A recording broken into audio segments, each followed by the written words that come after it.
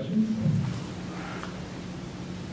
I just wanted to state that I have deregulated apartments, but they're not necessarily at the full market value. What I found is that a worthy investment is upgrading some of those. You're not going to upgrade a stabilized apartment. You're losing $500-$600 a month on it. If you have a fair market apartment and the kitchen is 20 years old and it doesn't have a dishwasher or things like that, I've been in the past year upgrading the fair market deregulated apartments and getting some increase because my deregulators are below the market. But they're not like the tenants. So when they become big enough, starting to upgrade the deregulated apartments, I found that to be well, when you're upgrading deregulated apartments, you're just upgrading like the rest of the country. Exactly, like I would be doing in fundamental real estate. Colorado or something. Exactly. The only risk that you're taking is you're taking market risk. But before, rent stabilized apartments created somewhat of recession-resistant, hedge against market risk, especially when there were healthy RGB increases. Because even when we saw our free market portfolio dip down below 10-11%, our rent stabilized portfolio was still growing by 3%. So if you have a healthy, stable of deregulated apartments that are in good locations and have all the fundamentals that renters want, that's the business that we're all supposed to be in. A lot of us jumped into a business that said, well, even with tenant protections and rent stabilization, we can help create value for and increase, and better the lives of everybody. Now they've just made it very, very difficult to do that.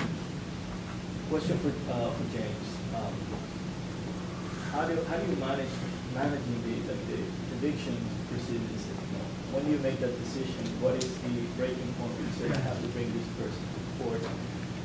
Is this affecting, like, in the middle of refinancing, like, is this affecting your decision to bring somebody to court and saying a non-payment proceeding because you have to show that at least you're doing something to try to collect the rents, or what do you do? Yeah, you have two choices, right? You can go to the housing court, or you can put them into collection. I think at some point they've gotten so far behind in rent.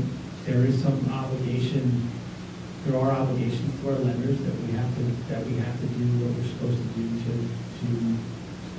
to get that apartment back.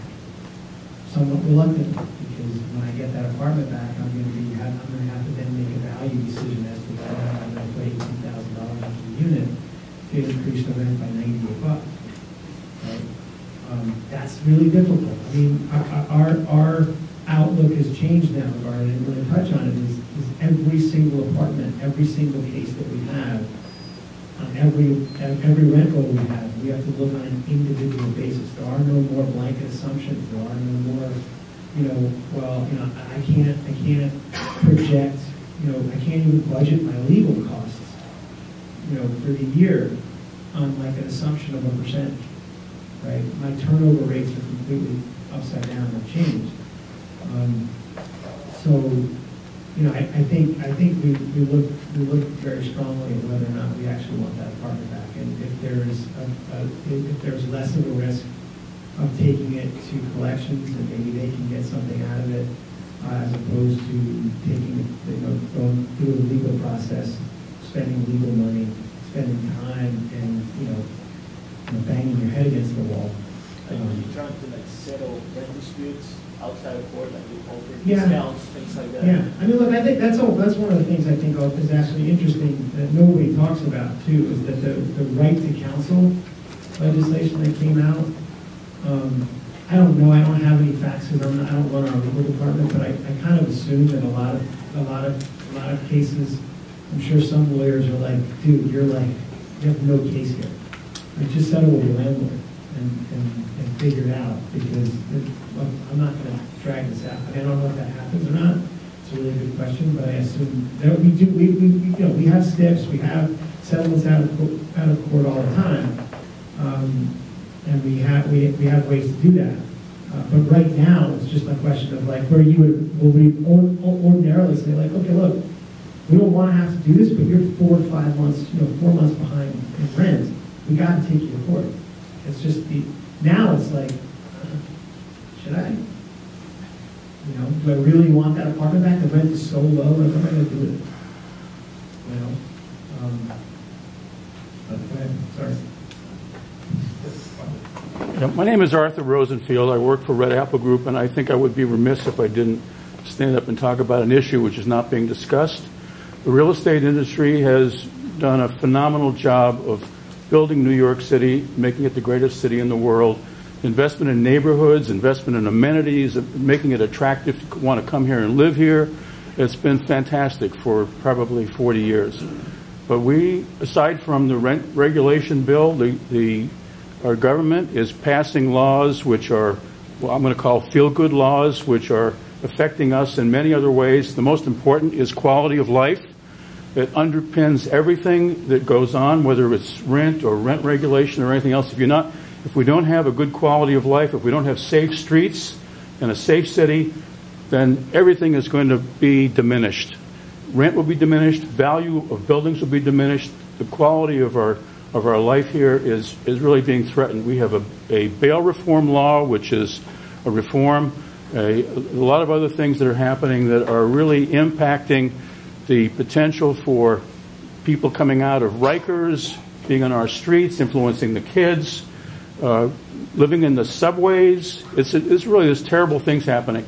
So we're very concerned about it, and I just wanted to share that with you. I don't know whether the panelists have anything to say about it, but this is a really serious problem. I was the founder of the Chamber of Commerce in Long Island City when there were 2 buildings there, City Lights and Citicorp.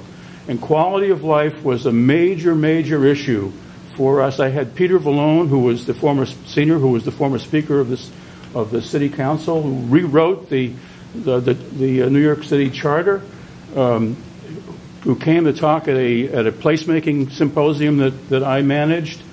And Peter spent his whole time talking about safety, safe streets, safe cities, and how important that was for the whole development of Long Island City. And you know what? This is really very important. You've got to look at this very seriously. It's a threat to the industry. It's not just the rent stabilization.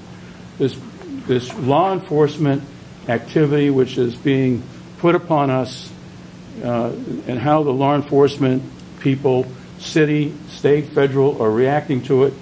No hearings, no input from the DAs, no input from the police department, no input from the public, just a sweeping change in how our law enforcement is working. Can I just interrupt you for a second, just to keep it in housing? Thank you.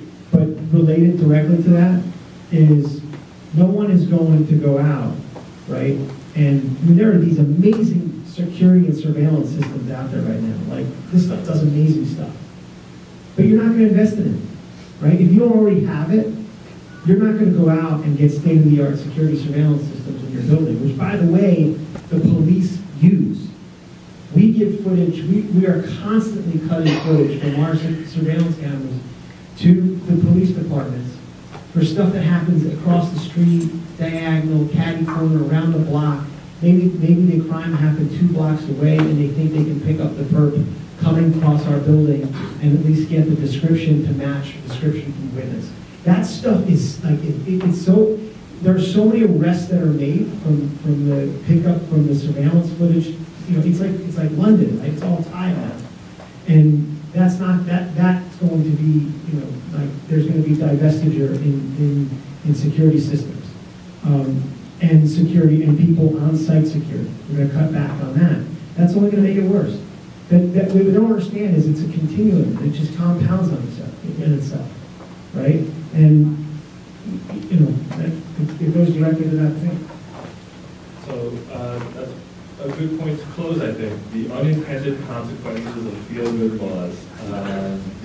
Here we are. Thank you, everybody, for coming.